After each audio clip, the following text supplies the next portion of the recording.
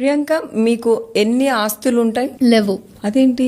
లేవు ఇప్పుడు వరకు. ఫ్లాట్ లేదా మీకు?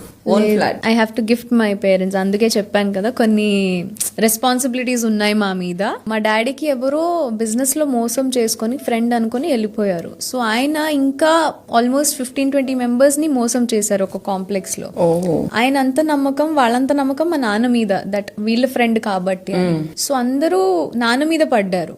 నాన్న ఉన్నదంతా ఇచ్చేసుకొని he had to leave and come to Bengaluru. అంటే వాళ్ళ అంకుల్ దగ్గర వచ్చారు ఇక్కడ. చాలా కష్టాలతో నిజంగానే ఆలోచించినా నాకు గూస్ బంప్స్ వస్తాయి. బట్ ఆ డేస్ ఏదైతే చూసామో దాని వల్లే నేను ఇప్పుడు ఇంకా స్ట్రాంగ్గా ఉన్నాను, ఇంత స్ట్రాంగ్గా ఆలోచించగలుగుతాను అని చెప్తాను. నా ఇంట్లో ఎవరైనా వచ్చారంటే మీరు మా డాడీ అనుకోండి, మీరు వీళ్ళని అందరినీ ట్రిప్కి తీసుకెళ్తారు, అంత మంచిగా చూసుకునే వాళ్ళందరినీ. ఇప్పుడు ఉన్నాయా, ఖర్చు పెట్టేద్దామన్నట్టు.